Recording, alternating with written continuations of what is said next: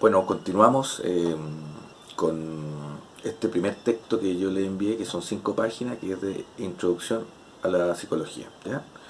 Entonces esta sería la continuación, la segunda parte, ¿no es cierto?, de, del inicio de la psicología, ¿sí? Entonces la introducción a la psicología es por el mundo griego, ¿sí? Por el mundo eh, de la filosofía, ¿no es cierto?, en el mundo antiguo griego, ¿sí? Eh, ¿Por qué entonces el filósofo tiene tanta importancia en ese mundo antiguo? Porque el filósofo es el primer científico, de alguna manera, ¿sí? Si uno define la filosofía, diríamos que la etimología de la palabra, o sea, el significado de la palabra, ¿sí?, así se le llama eso, la etimología de la palabra, sería amor al saber, ¿no es cierto? Amor a la sabiduría. Pero más allá de eso, lo que estudia la filosofía son justamente las temáticas que nos interesan hoy en día, porque le interesa la existencia, por lo tanto, le interesa todo el mundo metafísico. Dios, la existencia de un paraíso, la existencia de un infierno, ¿no es cierto? Le interesa el conocimiento, le interesa el lenguaje, le interesa la ética a la filosofía, ¿sí? Le interesan distintos temas del saber. Por eso que el filósofo es tan importante. Y cuando comienza a descubrir que la mente humana funciona a partir de esta, como les decía yo, estos fluidos, la bilis amarilla, la bilis negra, la flema, lo sanguíneo, eh, se transforman en temperamentos, ¿sí? Por lo tanto, en ese primer inicio ya es muy importante eh, entender de que la filosofía, cuando se preocupa de la psicología, busca de alguna manera el problema del alma, ¿sí? Entonces ahí es donde aparece Platón, ¿sí?, que es un discípulo de Sócrates, que Sócrates es el filósofo por antonomasia, ¿no es cierto?, el más famoso en la Grecia antigua. Y Platón fue uno de sus discípulos, y él le interesa este tema del alma y propone de que el cuerpo sería una suerte de prisión, ¿sí?, que tiene aprisionada a este espíritu, esta alma, y que en el fondo hay que tener una vida correcta, podríamos decir, una vida de colaboración con los otros, ¿sí?, actitudes de autorregulación, ¿no es cierto?, etcétera, pero que el cuerpo de alguna manera tiende a hacerte el camino difícil, ¿sí? De ahí el ser pulcro, ¿sí?, en la filosofía, la persona que evita hacer el mal, de alguna manera. Eh, y ahí eso también nos da cuenta de que la mente humana, de alguna manera, funciona a partir de las creencias, funciona a partir de la existencia de un más allá, ¿sí?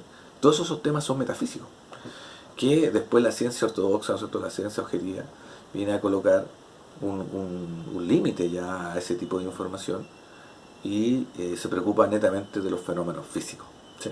O sea, si no podemos comprobar, perdón, la existencia de Dios, no es una temática de la ciencia, ¿sí? Ya lo veían ustedes, Hopkins, por ejemplo, que ya falleció lamentablemente, pero que era un astrofísico, una persona muy importante en el mundo de la física cuántica, etcétera. Cuando le preguntaban sobre la existencia de Dios, siempre decía que era una pregunta que no tenía sentido al final, ¿sí? No era posible responder esa pregunta al final. Por lo tanto, es tonto estársela preguntando constantemente. Según no estoy citando, ¿no es cierto?, a Hopkins en ese sentido. Entonces, para Platón, las ideas, nosotros ahora lo traducimos y hablamos de los pensamientos que uno tiene, ¿no es cierto?, es parte de esta unión entre el cuerpo y el alma, ¿sí? Las ideas son muy interesantes en, en cómo comienza de alguna manera a explicarse el funcionamiento del cerebro. Eh,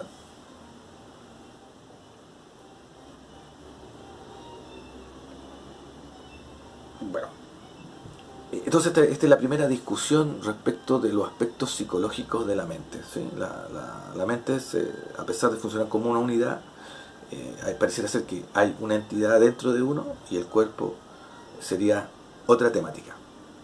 ¿Ya? Entonces, comienza después otro filósofo importante para la psicología como es Aristóteles, y Aristóteles era también eh, un discípulo de Platón, ¿sí?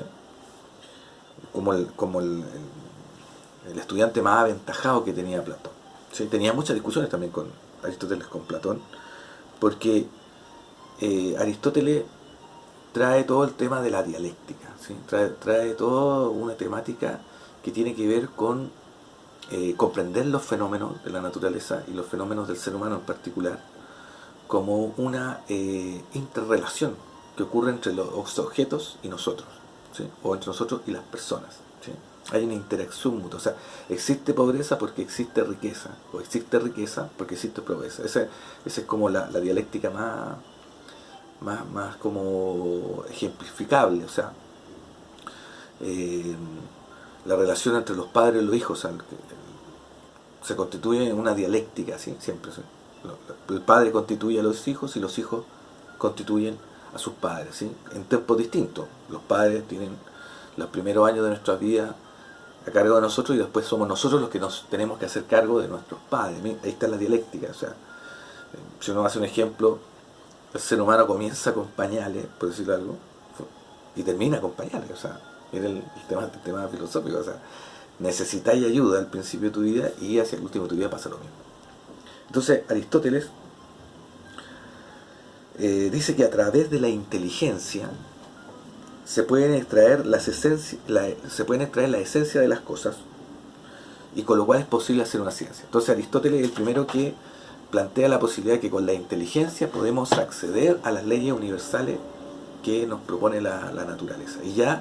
Y de alguna manera la filosofía viene a dar un golpe de cátedra acá en el sentido de ponerle límite a las creencias, ¿sí? Hay que pensar que el mundo griego era una sociedad politeísta, creían en muchos dioses, por lo tanto todo se explicaba a partir de los dioses. Si había un rayo, era el dios del rayo; si había una guerra, era el dios de la guerra; si había sequía, el dios de la sequía. Entonces, el tema de las creencias es una temática que dificulta muchas veces la construcción de la sociedad. Entonces, los filósofos vinieron a poner un límite con eso, a decir que los fenómenos naturales tenían una explicación natural y no tenían una explicación mística, que por eso que toda esa rama o toda esa eh, como ideas son de la metafísica. La metafísica, la existencia, existe o no existe Dios. Para los filósofos no existían esa gran cantidad de dioses.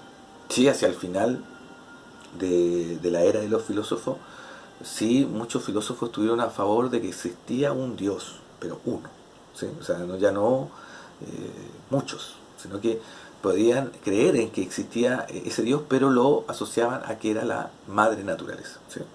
Que el Big Bang, ¿no es cierto?, para el científico sería ese Dios; para el mundo religioso ese Big Bang sería Dios mismo, ¿sí? Dios eh, como el creador de todas las cosas, ¿no? Ahí está esa discusión.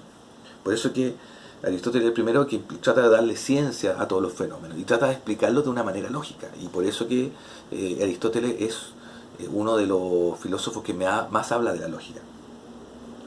Entonces a Aristóteles le interesan los aspectos cognitivos, ¿sí? El pensar, cómo uno piensa, ¿sí? Siempre nosotros en el mundo moderno va a estar esa discusión, ¿no es cierto?, de las personas que tienen problemas cognitivos, que tienen retrasos, ¿sí?, que tienen dificultades cognitivas. Por eso la cognición, como yo conozco, hay gente que da aventajada, tienen un CI, un coeficiente intelectual de 120 o 130, y otros que tienen un coeficiente intelectual de 70 o menos, a los que se le han llamado los limítrofes. Ahora, más adelante vamos a entender un poco más esta estructura de personalidad, ¿sí? Los limítrofes no siempre está asociado a dificultades en el aprendizaje, pero en ese minuto sí a Aristóteles le interesa esto de la inteligencia, los que son menos dotados para la inteligencia versus los que tienen una gran inteligencia, por lo tanto tienen unas emociones totalmente distintas a una persona que está desventajada desde lo cognitivo, desde la inteligencia.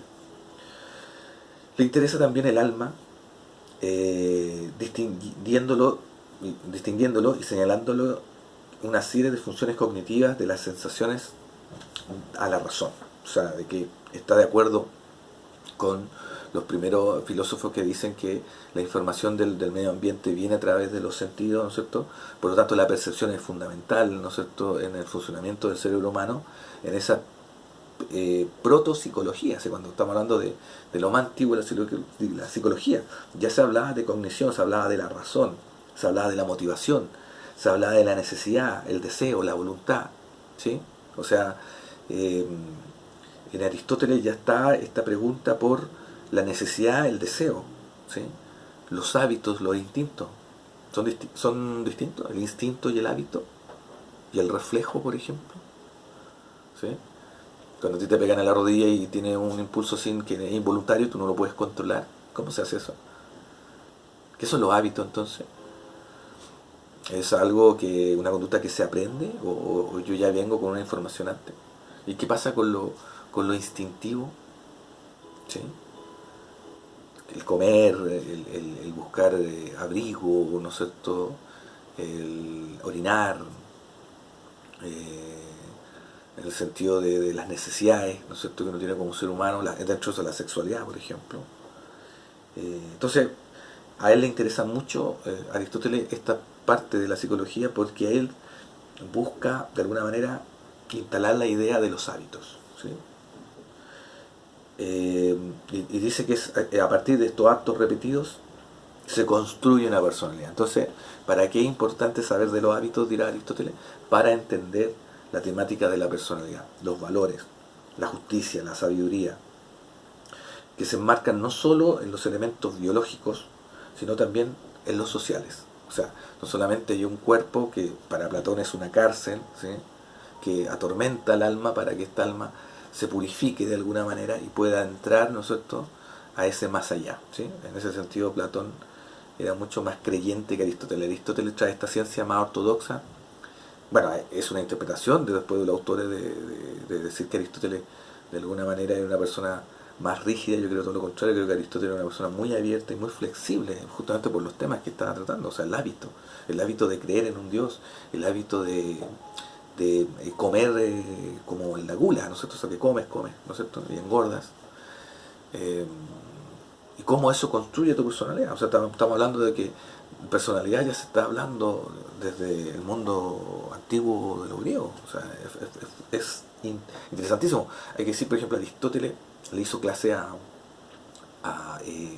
Alexander the Great, ¿sí?, Alejandro Magno, ¿sí?, que eran de esa zona y que en un momento conquistó, como los romanos, ¿no es cierto?, grandes extensiones de territorio. Porque buscaban siempre la construcción de una sociedad ética, la construcción de una sociedad con valores mejores de lo que está en la actualidad, ¿no es cierto? O sea, el autocontrol de, por ejemplo, no sé, de encontrarse dinero en la calle y dejarlo ahí, porque la persona que se le perdió se va a devolver y se debería encontrarse con su dinero si nadie lo recogió, ¿sí? O sea, valores que son de una naturaleza muy pura, o sea, de la autorregulación, de la autogestión también. O sea, es una temática tremenda lo que propone Aristóteles en aquella época. Y sobre todo por el componente social, o sea, habla de que el hombre es un animal político, de cómo nos podemos diferenciar de otras especies o de otros mamíferos, es que nosotros tenemos una constitución política. El ser humano es político desde su nacimiento, ¿sí?, desde el hecho de llorar por hambre, eso es política, ¿no? O llorar porque te molesta algo, ¿sí? Entonces, es importante que el mundo antiguo ya tenían conocimientos muy interesantes sobre, por ejemplo, el sistema nervioso. Hay un... Bueno, vamos a dejarlo hasta acá. Solamente decir en estos últimos segundos que me han llegado sus trabajos de la pandemia, los voy a ir leyendo con tranquilidad, le estoy dando más importancia al tema de las clases, lo voy a leer y les voy a mandar los comentarios a sus correos electrónicos, ¿ya? continuamos en el próximo video.